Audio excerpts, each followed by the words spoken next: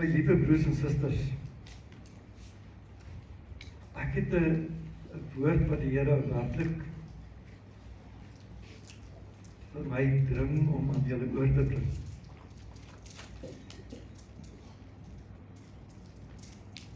As julle nou al ooit opgelet het as julle koffie drink, al waar ons koffiemasjiene staan, is daar 'n groot raam met 'n hekelwerk,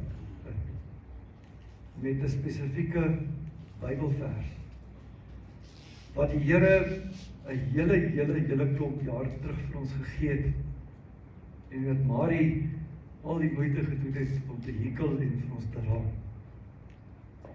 En die Here wil hê ons moet vanmôre weer na daardie woord luister. In the entrance was a huge frame with a crocheted work with this specific verse that the Lord gave us many years ago. And the Lord wants me to remind you today that word is still valid for this assembly. Amen. And you have not reached that point yet. So blaai saam met my na Jeremia 29 vers 1 tot 14. Jeremiah 29 verse 1 to 14. Dit is die woorde van die brief wat die profeet Jeremia uit Jerusalem gestuur het na die res van die oudstes in ballingskap en na die priesters, die profete en die hele volk wat Nebukadneser uit Jerusalem in ballingskap weggevoer het na Babel, nadat koning Jekonia, die koninginmoeder en die eunugs, die hoë amptenare van Juda en Jerusalem, die vakmanne en die metaalwerkers reeds uit Jerusalem vertrek het. Deur bemiddeling van Elasa, seun van Safan en Gemaria, seun van Gilkia, hulle wat deur Sedekia, koning van Juda, na Babel na Nebukadneser, die koning van Babylonië gestuur is. So sê die Here, heerser oor alle magte, die God van Israel, aan al die ballinge wat ek uit Jerusalem na Babel in ballingskap weggevoer het. Bou huise en bewoon dit. Plant tuine aan en eet die vrugte daarvan. Neem vroue en verwek seuns en dogters en kry vir julle seuns vroue en gee vir julle dogters aan mans, sodat hulle seuns en dogters kan kry. Word daar meer en moenie minder word nie. Bevorder die voorspoed van die stad waarin ek julle in ballingskap laat gaan het, en bid tot die Here vir die stad, want in sy voorspoed is daar ook voorspoed vir julle. Dis die spesifieke vers daarvoor. Ja, so sê die Here, heerser oor alle magte, die God van Israel. Moenie dat julle profete en die voorspellers in julle midde julle mislei nie, en moenie aandag gee aan die drome wat julle hulle laat droom nie, want dit is leuns wat hulle vir julle profeteer in my naam. Ek het hulle nie gestuur nie, is die uitspraak van die Here. Ja, so sê die Here, as 70 jaar vir Babel verloop het, sal ek aan julle aandag gee en my goeie belofte aan julle gestand doen om julle na hierdie plek toe terug te bring. Ja, ek ken die planne wat ek vir julle het, is die uitspraak van die Here. Dit is planne van voorspoed en nie teenspoed nie, omdat aan julle 'n toekoms en hoop te gee. Julle sal my aanroep en kom en tot my bid, en ek sal na julle luister. Julle sal my soek en my vind as julle my met julle hele hart raadpleeg. Ek sal my deur julle laat vind, is die uitspraak van die Here. En ek sal julle lot verander en julle bymekaar maak uit al die nasies en al die plekke waarin ek julle verdryf het, is die uitspraak van die Here. En ek sal julle terugbring na die plek waarvandaan ek julle in ballingskap weggevoer het, maar eers na 70 jaar verby is. Vers 7 sê, soek die vrede van die stad waarheen ek julle in ballingskap weggevoer het. Bid daarvoor tot die Here, want in die vrede daarvan sal julle vrede hê. Die Nuwe Lewende Vertaling sê, dra ook julle by vir vrede, julle deel by vir vrede in Babel. Dis nogal 'n mooi deel. Dra julle deel by. Contribute your part to the peace of Babylon. Bid tot die Here, sodat dit goed sal gaan met die stad waarin julle bly. Pray to God that it goes well with the town, the city where you stay in. As dit met Babel goed gaan, sal dit ook met julle goed gaan. If it goes well with the town where you stay, it will also go well with you. The Amplified Bible says, seek peace and well-being for the city where I have sent you into exile, and pray to the Lord on its behalf, for in its peace, well-being, you will have peace.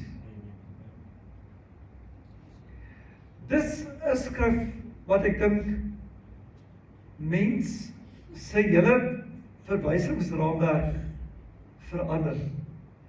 It's a scripture that really changed your mindset totally. Hoekom sou ek sê verander dit 'n mens se gedagtewêreld soveel? Want jy weet, ek het reeds verlede week vir julle genoem en gesê, ons het die vermoë om probleme raak te sien en probleme te beskryf en fout te vind met die wêreld rondom ons. Ons sukkel nie daarmee nie.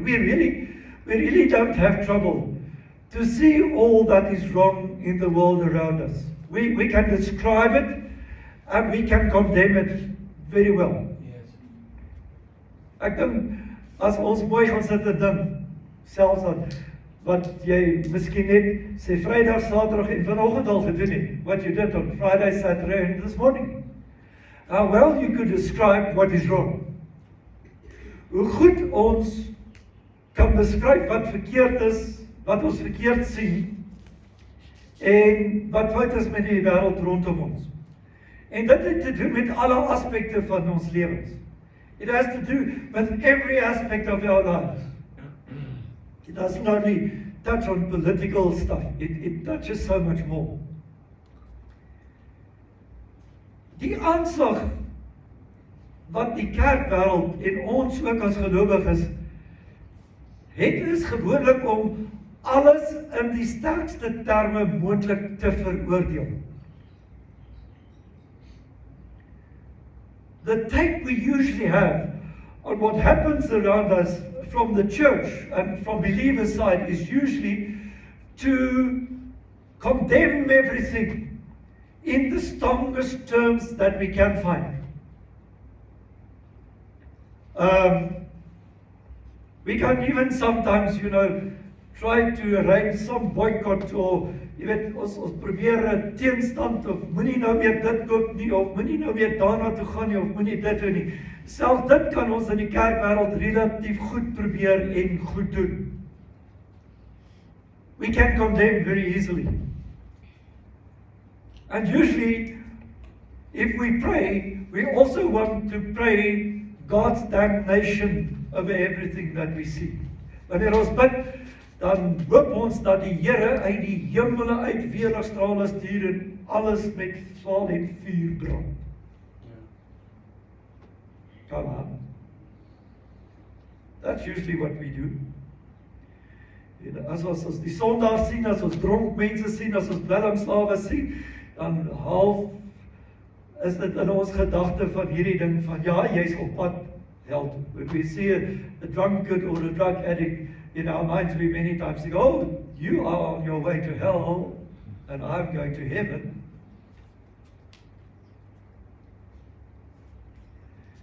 Laat my dink aan die fariseer en die tollenaar wat gestaan en bid het, en die fariseer sê, ek het aan bly, ek is nie soos die tollenaar.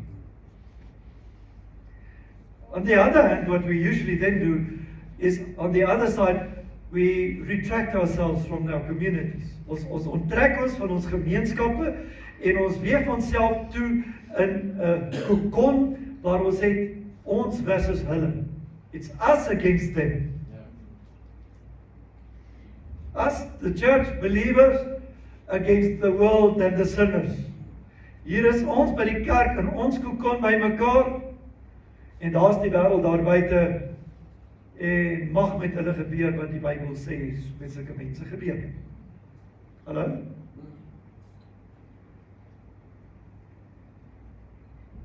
Ons vind eintlik dieselfde tipe van ding in Jeremia se weergawe oor die 70 jaar van ballingskap. We find a similar situation in Jeremiah's version of the 70 years of exile. Ons vind ten eerste 'n klomp profete wat in die naam van die Here profeteer en daar's 'n paar dinge wat in hulle profeseë na vore kom en die eerste is hoe dat die Here, die koning van Babel en die Babiloniërs gaan straf omdat hulle dit durf het om die volk van die Here aan te val.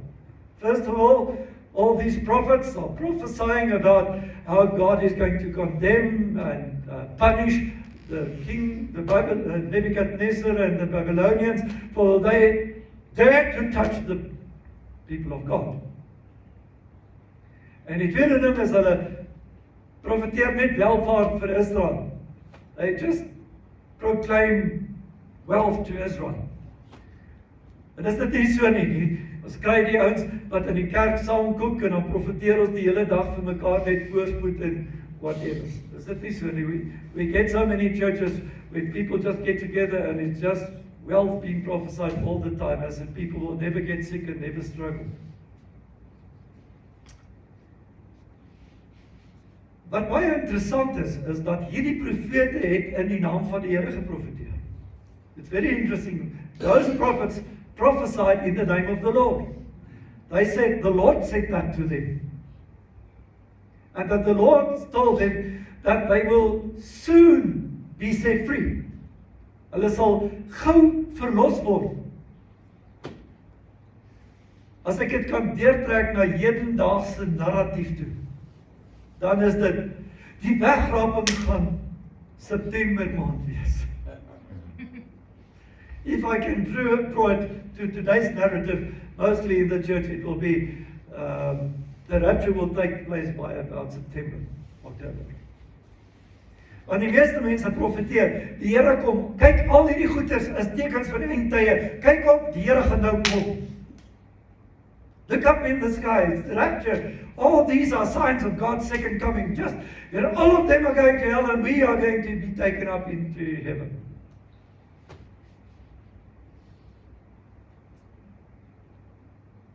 Maar Jeremia kom en hy gee 'n totaal ander woord.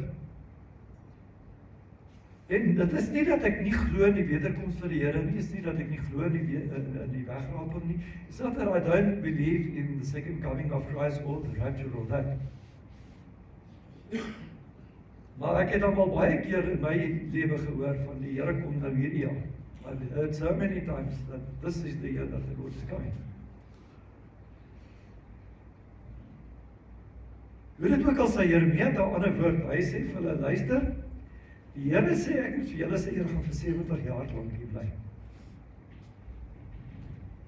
I've got something different to tell you. The Lord told me to tell you, you're going to stay 70 years in Babylon. Oops. Ek dink as dit deesdae sou preek of profeteer, dan dink ek gaan jy in sekere veral Pinkster charismatiese kringe seker nie baie populêr wees. En gaan ouens seker maar weer met hulle eie kerke begin, want hulle preek nie wegraping daar nie, soos ons kan wegraping preek nie. Jeremia sê vir hulle, julle moet huise bou en julle moet tuine bou. Julle moet julle seuns laat trou en julle dogters laat trou en julle moet kleinkinders laat verwek en whatever. Want julle gaan 'n ruk hier bly.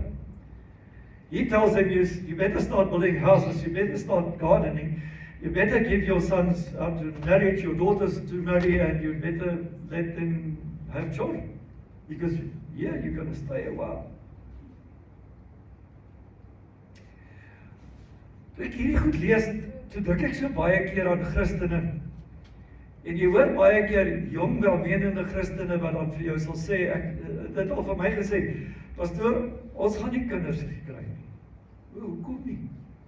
Nee pastoor, hierdie wêreld is te verskriklik. Ons kan nie nog kinders in hierdie verskriklike wêreld doen nie. I've heard many times well-meaning young Christians got married and then sometimes they say, no pastor, we're not going to have children. Because you can't bring children into this terrible, terrible sick world. Ek wil net vir julle sê, die Here sê, julle moet maar kinders hê.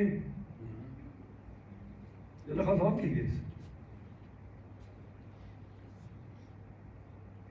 Miskien is Jeremia se woord oneindig relevant in die tyd wat ons nou leef. En is dit soveel te meer van toepassing op ons, en ek dink vir ons as gemeente. The word of Jeremiah is relevant for the time we live in, and I want to say even more so for this assembly because it is a word that God has given us many years ago. Hy hang voor ons oor elke Sondag wat ons koffie drink, maar ons kyk verby dit. Van veroordeling of oordeel, dink ek is dit tyd dat ons beweeg van from condemnation and resentment about the world. It is time that we move away as Christians from condemning all and everything around us. Hallo? Amen. Dit is tyd dat ons ophou met oordeel en kwaad en woedend wees en sleg praat en sleg sê en onsself, jy weet, ontstel en kwaad word vir hierdie wêreld. It is time that we stop condemning and getting ourselves into such anger about this broken world. Because this is the world that we are going to live in till Christ comes. Amen. Dis die wêreld waarin jy leef totdat Christus kom. En jy kan jouself in 'n kokonnetjie terugtrek en dit gaan nie 'n verskil maak nie.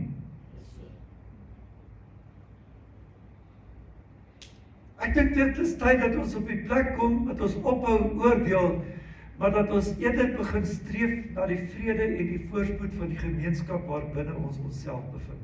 I think it is time that we move away from condemnation to a place where we start to contribute to the prosperity and the peace of the community we are in. Amen. Hallo? Amen. Die boodskap was, bou huise, maak groentetuine, trou, verwek kinders, want dit gaan nog 'n ruk wees voordat jy huis toe gaan. The message was, build houses, plant vineyards, marry, get children, because it's going to be some time before you go home. Met ander woorde, raak betrokke in die plek waar jy bevind en maak 'n bydrae tot die voorspoed en die welstand van die plek waar jy jouself bevind. Amen. In other words, contribute to the place where you live, where you work, and contribute to the welfare, to the well-being of the place that you find yourself in. Amen. En miskien gaan ons nog baie meer daaroor kan sê, waarby dit begin en waar nie. Maar wat hy sê is, dra by tot die vrede van die plek. Met ander woorde, streef dat dit goed gaan met die plek waar jy is. Work, contribute to the peace of the place where you live. Strive in your heart that it goes well with the place where you live. Ek kan myself vir 'n oomblik net probeer indink hoe ontstellend hierdie woord vir Israel moet wees as hulle gekyk het na die Babyloniërs. I can just for one moment think how angry it must have made the people of Israel. Because I think they hate the Babylonians. They were idol worshippers. And they destroyed their homes. They took them into exile. There must have been so much anger. Soveel haat, soveel woede, want hulle dien afgode, man. Hulle offer aan die afgode, hulle offer kindertjies aan afgode. Verskriklik. En nou sê hierdie profeet, julle moet help dat het eintlik goed gaan met hierdie klomp Babyloniërs. Julle moet help dat dit goed gaan met ons dorp.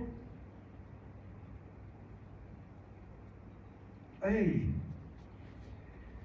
in die meeste mense se harte is dit 'n moeilike ding om oor te kom.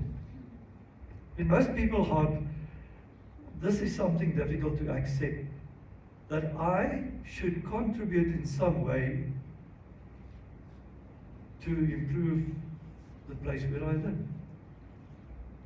En daarbij bedoel ek net my huisiekie. Ek praat van my hele community. Maar dan motiveer Jeremia dit. Interessant. Die Here los baie keer nie net 'n woord hier in die middel en dan dis maar net 'n ding wat jy moet doen en that's that. Jy moet maar gehoorsaam wees andersins dan. It's not that the Lord just left the word there in the middle of the air without you understanding what it was about. He comes and he motivates. Wat hy sê, as dit goed gaan in die land waar julle julleself bevind, sal dit ook met julle goed gaan. If it goes well with the land in which you find yourself, you will share in that well-being.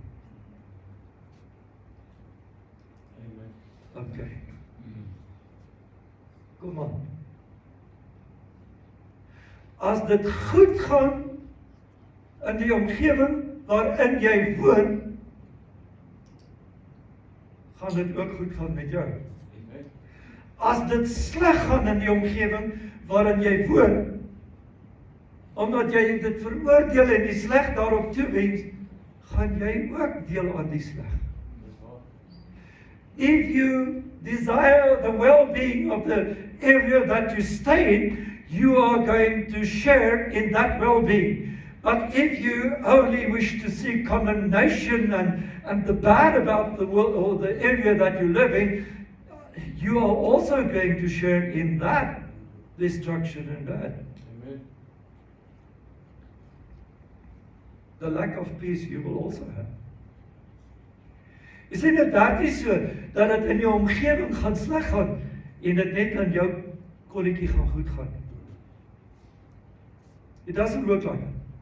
It's not going to be bad outside there, and everybody else is struggling and whatever, and it's only going to be the sun shining on this little spot where you find yourself. Ek dink, miskien is die mees praktiese voorbeeld daarvan. As die dorp se strate vol gate is en ons wens alles wat sleg is toe, laat om net ons punte probeer bewys hoe sleg alles is, dat die gate nog dieper moet word, gaan jou kar ook stukken breek in daai selfde gat. Amen. Maar as die paaie heel is en netjies is en dit goed gaan, dan gaan dit jou kar ook spaar, of wat sê. Amen. If you really wish for potholes in all the roads and even to have them deeper just to condemn whatever you're angry about, your car is also going to get damaged in the potholes. But if the roads are well kept and there's peace around you, well, your car is also going to be kept safe. Amen. It's a simple example as that.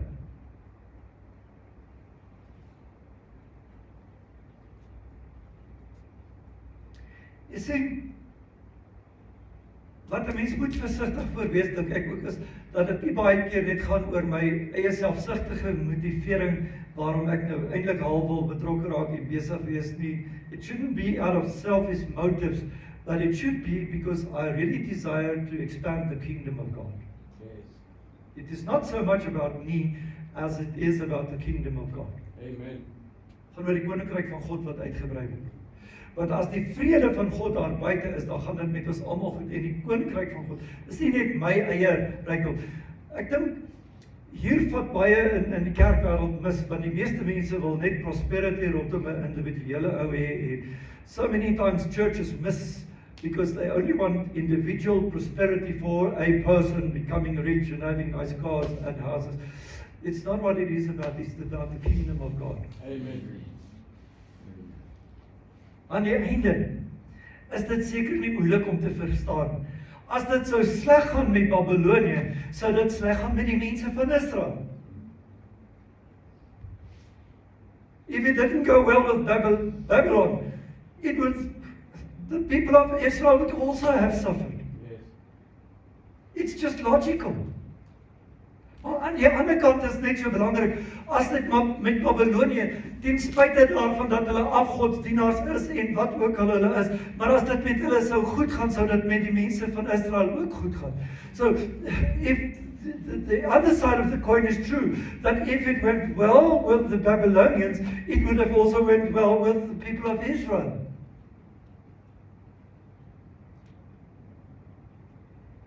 In spite of the fact that the Babylonians were idol worshippers. Moet dit net met die wêreld daar buite sleg gaan omdat hulle God nie dien nie? Maar dan gaan dit met ons ook sleg gaan. Ons sien almal uit na die hemel en wat daarmee saamgaan. We all look forward towards heaven. Maar totdat die Here kom, leef ons op hierdie aarde. Amen. Until that day that God comes, the trumpet sound. Till that day we live on this earth. Amen.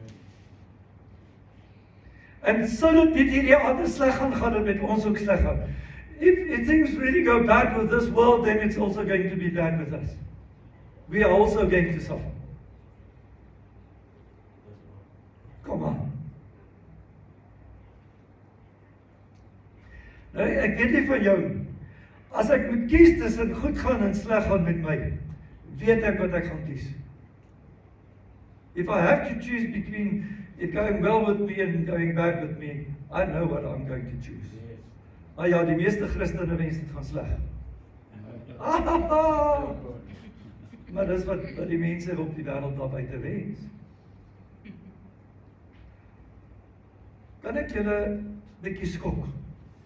Dink net hoe baie keer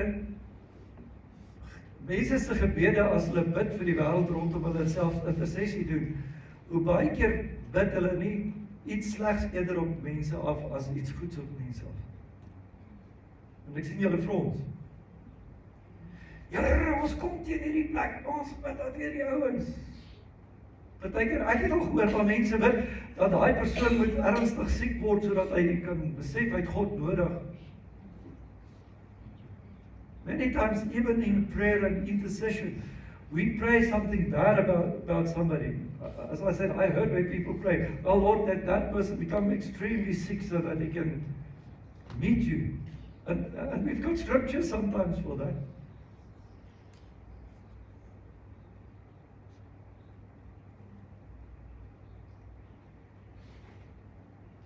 Jy weet, ek het ervaar in my hart, die Here wil hê, hierdie gemeente moet begin die vrede van God uitdra in ons gemeenskap. Amen. En 3 Napoleons Afrika, the peace of God. We have to carry the peace of God into our communities. Die woord shalom wat hier gebruik word, pray for the peace, the shalom, beteken gewoonlik dat dit veilig is en dat niemand skade sou ervaar nie. That it is safe and that nobody will suffer damage of some sort. Maar in die Nuwe Testament beteken dit eerstens dat mense se verhouding met Jesus Christus herstel word. The first meaning of the word shalom in New Testament context is that people's relationship with God be restored. So in other words, that people discover Christ as their Savior. Amen. So die eerste ding wat in ons gemeenskappe moet gebeur, is dat die mense in ons gemeenskappe Christus leer ken as die verlosser van hulle lewens. En hulle verhouding met die Here nuut gemaak word. Dit het Jesus reeds aan die kruis vir ons gedoen. So een van die belangrikste wense wat ek en jy behoort te hê as ons bid vir die vrede van ons dorp, is dat mense Jesus Christus sal ontmoet en sal ervaar in hulle lewens. The first and most important thing that you and I have to wish for and pray for in our community is that people will discover Jesus Christ as their Lord and Savior. Shalom behels ook meer as dit, want eerstens is dit geestelike welstand, maar dan ook liggaamlike gesondheid, sosiale welstand, dat mense in goeie verhouding met mekaar sal leef, en dit beteken ook materiële welvaart. Shalom means spiritual restoration, but it also means bodily health, physically health, social health. In other words, people get along with one another. And isn't that something that we really need in this country? Yes. And then it also means material welfare. Al hierdie dinge beteken, as dit in ons gemeenskap so gaan, sal dit ook met my so gaan. All these things. If the people in my town serve Christ, it will be so easy for me to serve Christ. Amen. If the people in my town have good relationships with one another, I will also experience peace in the heart.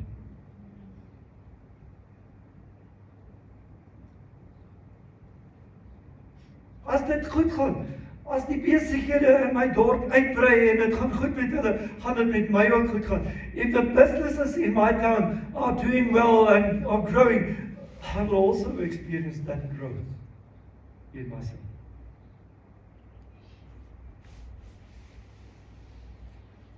Al dit beteken, ons self sal gelukkig wees. It means I will be happy myself. Maar dit beteken ook, die koninkryk van God word op die aarde gevestig. Die koninkryk van God kom. Soos hy bid, laat u koninkryk kom. Amen. Soos in die hemel, so ook op die aarde. Let thy kingdom come. Thy will be done. As in heaven, so also in the earth. Amen. But it is time that we change our mindsets as church. That when we think and when we become involved in our societies, that we carry the peace of God to our society. Amen. Dit beteken dat ons gedagtegang, ons manier van dink, ons uitgangspunt oor hierdie wêreld moet verander, sodat wanneer ons in ons gemeenskap kom, ons die vrede van God na buite dra. Waar doen ons dit?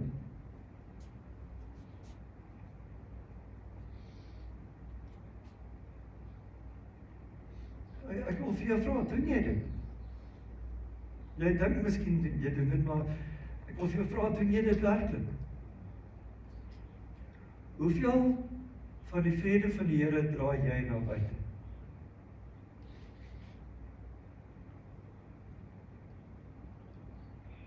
As dit gaan goed gaan, omdat jy die vrede van die Here uitspreek en afbid, op waar jy is, hoe beter gaan dit met jou gaan. Maar jy kan jou woede, jy kan jou haat. Israel was woedend vir die Babyloniërs. Hulle het die Babyloniërs gehaat met 'n passie, kom ek vertel jou dit. Maar hy sê, seek peace and well-being for the city, where I have sent you in exile. Soek die vrede van die stad waarin ek julle in ballingskap is. Ek hou van die nuwe vertaling, hy sê, dra ook julle deel by vir die vrede in Babel. Kom dra jou deel by. Kom dra jou deel by. Want in die vrede daarvan sal julle vrede hê. As dit met Babel goed gaan, sal dit met julle goed gaan. For in its peace, you will have peace. Amen. Wil jy hê, daar moet vrede wees in jou lewe?